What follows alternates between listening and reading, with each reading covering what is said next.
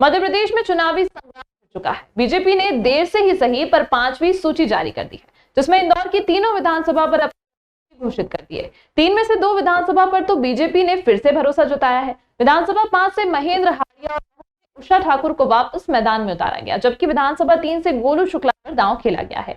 इसी बीच समाचार गृह ने विधानसभा 5 के प्रत्याशी महेंद्र हाड़िया से की खास बातचीत।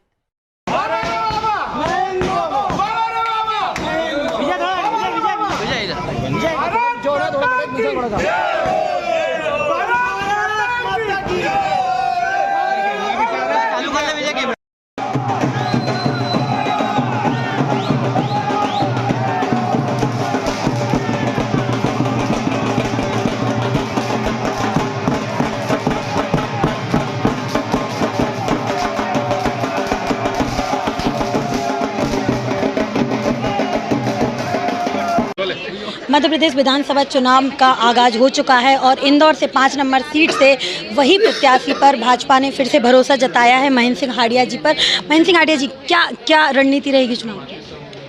नहीं, रणनीति साफ है। हमने विकास के जो काम किए हैं, हमने कोविड के अंदर जो काम किए हैं, लोगों की सेवा करी है, हमने जो लाभार्थी योजना मोहल्लों गली गली तक पहुँचाई है, उन योजना को लेकर लोगों के बीच में जाएंगे। पार्टी ने फिर से आप पर भरोसा जताया और सत्यनारायण सत्तू जी जो हैं वो कंटिन्यू जो धार्मिक को लेकर भारतीय जनता पार्टी अभी तक मुद्दा बनाती आई और इस वक्त कांग्रेस सबसे ज़्यादा धार्मिक आयोजन कर रहा है। कांग्रेस सनातन धर्म की गाली तो बकरी है, ये क्यों भूल जाते हो आप? भाई देखिए, एक तरफ तो आप सनातन धर्म को गाली बको और धार्मिक आयोजन करो, ये दो चीज़ एक साथ नहीं चलेगी। आपको कहीं एक दिशा में चलना पड़ेगा। हम तो किसी को गाली भी नहीं बकते और हम अपना काम करते हैं। देखिए, किसी भी विधायक का, पार्षद का, सांसद का काम होता है विकास करना।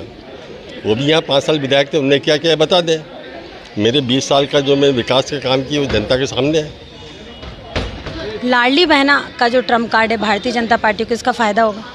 नहीं, देखिए, यहाँ 60,000 लाडली बहना है विधानसभा 5 के अंदर, तो निश्चित रूप से हम उन बहनों का आशीर्वाद माननीय मुख्यमंत्री जी के साथ है और ये एक बहुत बड़ा मैं समझता हूँ कि हमारे बहनों का प्यार हमारे मुख्यमंत्री जी को मिलेगा, भारतीय जनता पार्टी को मिलेगा। हाड़िया जी, एक बात और, भारतीय जनता पार्टी की बात कहूँ या कांग्रेस की बात कहूँ, लगातार बताया जा रहा है कि महिलाओं को हम इतना पैसा देंगे, तो कांग्रेस भी वही बात करती है। फिर गैस सिलेंडर को लेकर भी बात करती है और कांग्रेस लगातार कांग्रेस बात करती है, भारतीय जनता पार्टी करके दिखाती है।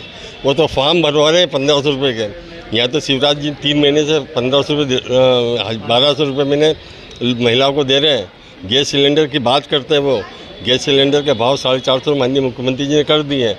तो देखिए, एक बात करना और एक करके देना।